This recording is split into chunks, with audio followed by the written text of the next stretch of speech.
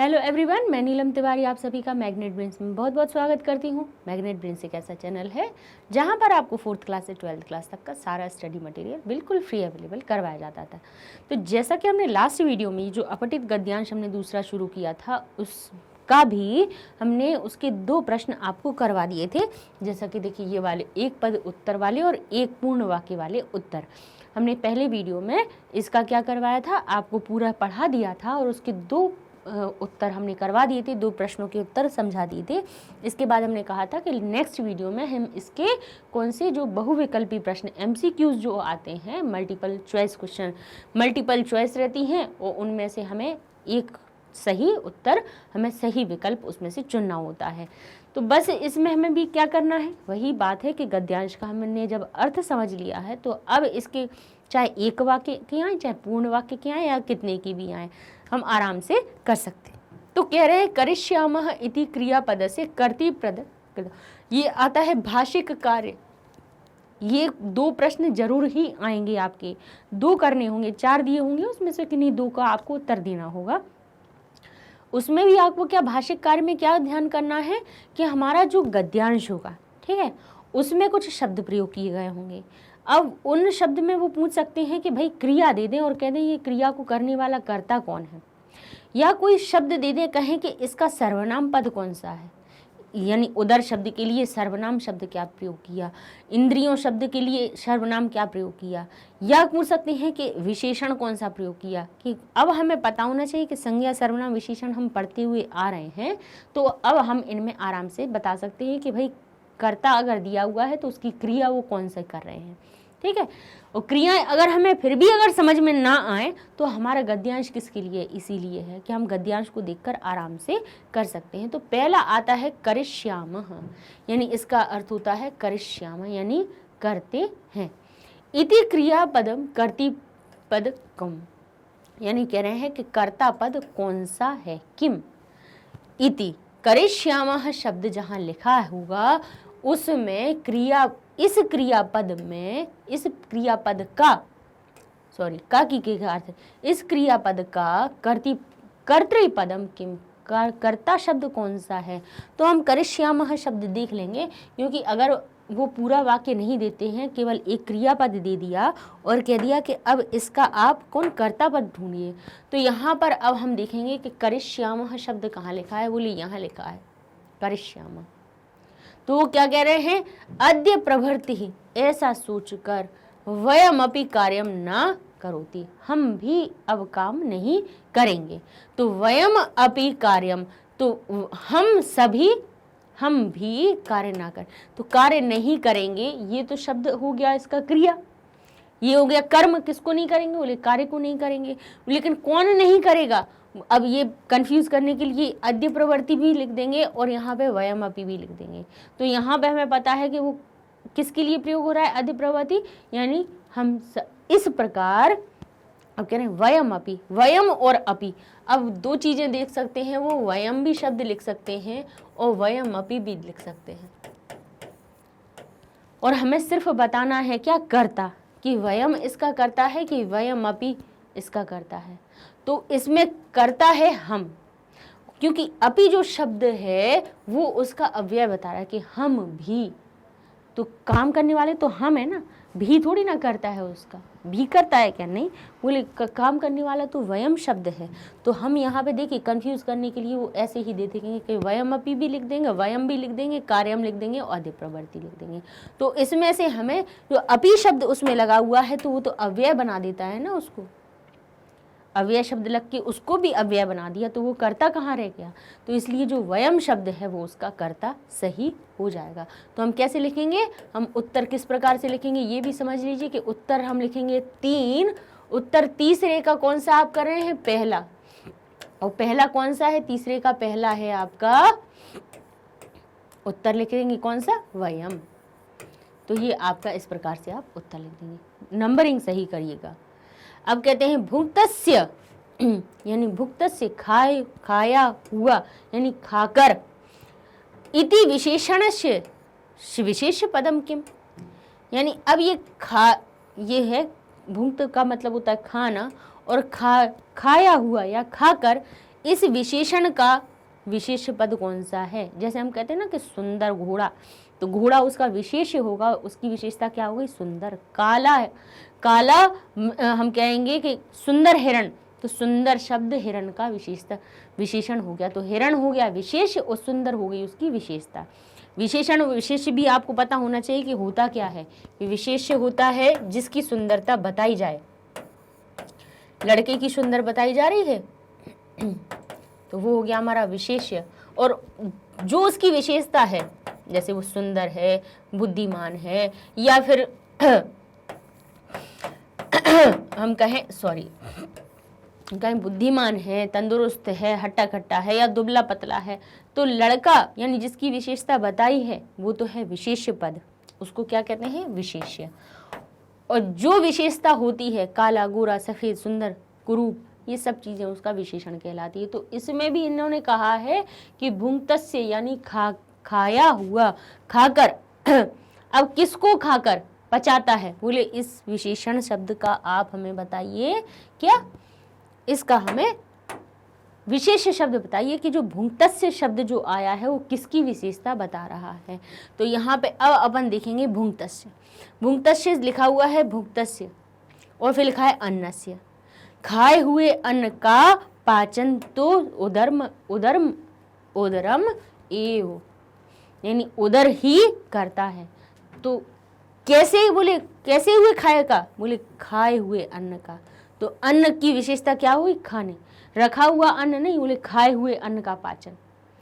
अन्न की विशेषता क्या हुई? बोले खाया हुआ। तो अन्नस्य, तो बोले क्या हुआ? इसकी विशेषता क्या हुई? भुक्तस्य। तो ये हो गया हमारा विशेष्य और भुक्तस्य हो गया उसका विशेषण। तो यहाँ पे उन्होंने पूछा है कि बताओ उसका विशेष्य पद कौन सा है। तो अब आप आराम से बता सकते हैं कि यहाँ पर भुक्तस्य जो विशेषण है उसका विशेष्य है हमारा क्या? अन्नस्य। अन्न ये लिखा है अन्नस्य, ठीक है। कार्यस्य भी हो सकता है, अन्यस्य कणी भी हो सकता है, लेकिन वहाँ क्या लिखा हुआ था? भुक्तस्य अन्नस्य। तो वहीं पे हम अन्न लिखेंगे। अन्न का कैसे अन्न का? बोले खाए हुए अन्न का पाचन, ठीक है। ऐसे ही चलौ इति पदस्य किम विपर्यय अत्र प्रयुक्तम।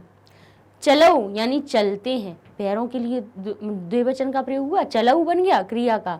इस पद का विपर्यय पद यहाँ पर क्या प्रयुक्त किया हुआ है? क्या कहते थे कि पादौ निश्चलौ अभवत् हुआ था, कहा था ना कि पैर चलना बंद हुए तो कैसे हो गए? निश्चल हो गए। अभी भी अगर कंफ्यूजन हो तो बोले यहाँ पे आ जाइए, यहाँ देख लीजिए, यहाँ पर आ जाएगा। क्या हो गए? मुख ने प्रवेश नहीं किया, हस्तौ निश्चल हो गए, ऐसे पाद स्थिर हो गए। तो यहाँ पे चलना, जो चलने की जो धातु है चलौ, उसके लिए क्या कहे? हस्तौ निश्चलौ भूतवान। तो यहाँ पे चलौ शब्द का उल्टा यहाँ पे दिया हुआ है। उनने यही पूछा है कि चलौ शब्द का उल्टा यहाँ कहाँ दिया है? बोले निश्चलौ दिखा है, अचलौ नहीं लिखा हुआ है।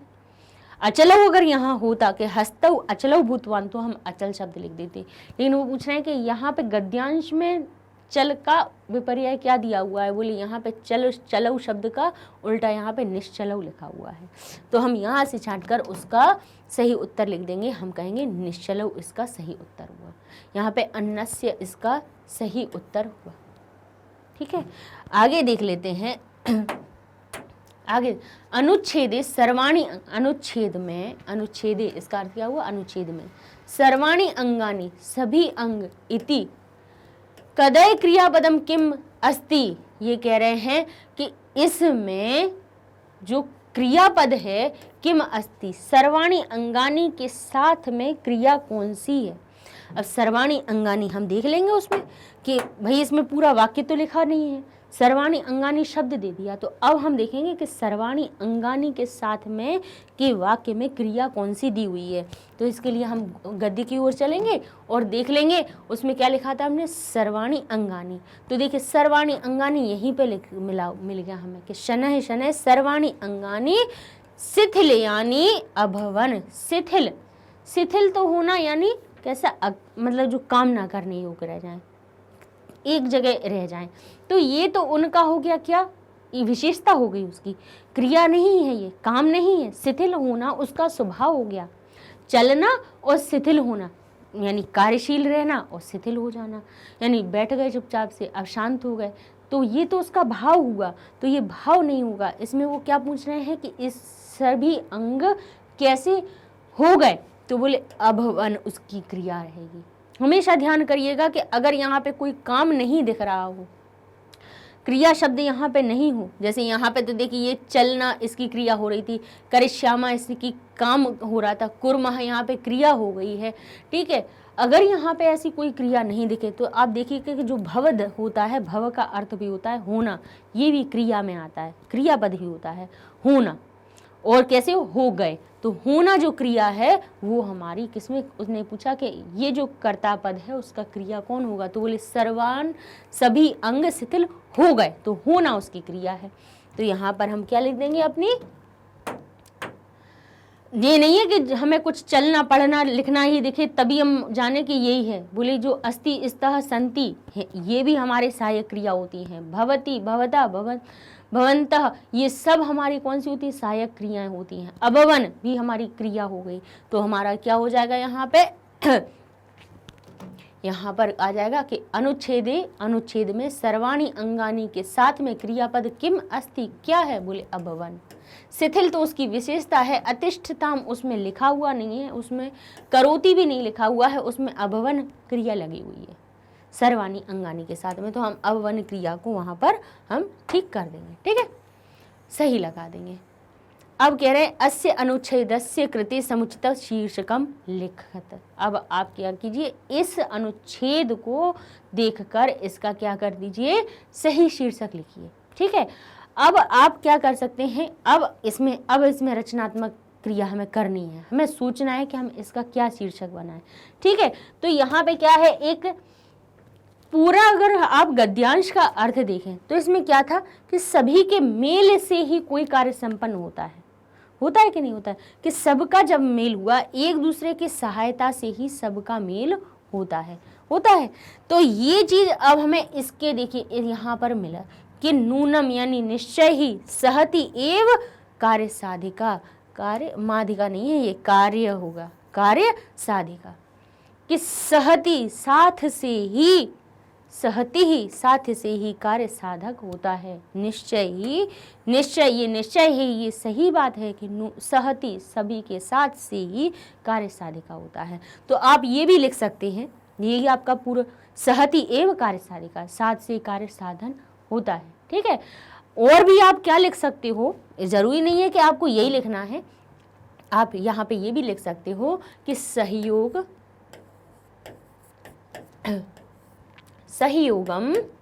महत्वम, सहयोग का महत्व, ठीक। सहयोगस्य, सहयोग शब्द का हम क्या बनाएंगे, पहले षष्ठी, तो कहेंगे सहयोगस्य महत्वम, सहयोग का महत्व।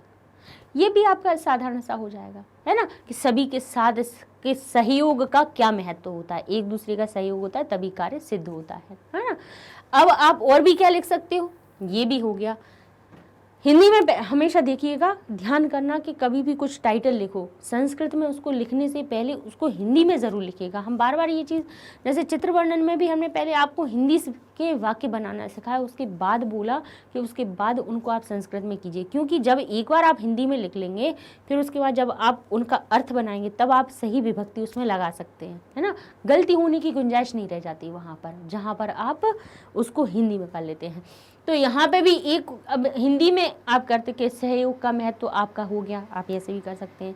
फिर क्या कह सकते हैं कि साथ से कार्य संपन्न होता है, साथ से ही कार्य सिद्ध होता है। तो इतना बड़ा देखिए, साथ में कार्य सिद्धि होती है, ऐसा आप लिख सकते हो। तो आप क्या लिख सकते हैं, साथ से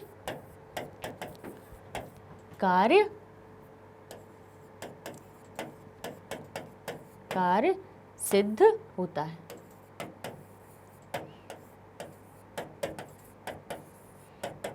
ठीक है, तो क्या कर सकते हैं, साथ से,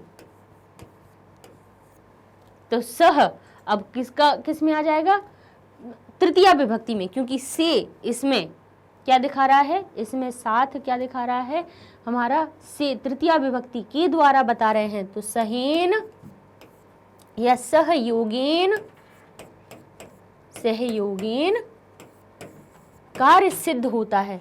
तो कार्यम सिद्धम भवति होता है। भावार्थ आपको समझना पड़ेगा कि भाई ये गद्यांश हमें क्या भाव बता रहा है उसका। तो आप कह सकते हैं सहयोगेन कार्यम सिद्धम भवति, ठीक है। तो ये भी कार्य, सहयोग से कार्य सिद्ध होता है, ये भी आप उसका शीर्षक लिख सकते हैं। या आप हमने जो पहले बताया वो भी लिख सकते थे कि सहयोगेन या सहयोगस्य, सहयोग का महत्वम, वो सबसे बढ़िया है। दो शीर्षक भी लगेगा, ऐसा नहीं लगेगा कि कोई हम वाक्य कह रहे हैं, हम सिर्फ शीर्षक आराम से वो लिख सकते हैं। नहीं लिखना है तो नीचे वो जो लिखी थी हेडिंग उसको लिख दीजिए, बस गद्यांश में से ही लिखना है तो लिख दीजिए सहती ही, साथ से ही कार्य साधिका, कार्य साधक होता है। इस प्रकार से लीजिए, हमारा क्या हो जाएगा, कहीं से अलग से आप अगर उसका भावार्थ नहीं निकाल पा रहे हो, नहीं समझ में आ रहा है, तो फिर आप उसका वहाँ पे कहीं ना कहीं उसका सही अर्थ भी छुपा हुआ होगा, तो उसमें से भी हम शीर्षक अपना लिख सकते हैं, ठीक है। तो नेक्स्ट वीडियो में हम एक आध गद्यांश आपको और समझा देंगे, जिससे कि अपठित गद्यांश आप करना सीखेंगे, ठीक है। तो नेक्स्ट वीडियो में अगले गद्यांश के साथ में मिलते हैं, तब तक के लिए धन्यवाद।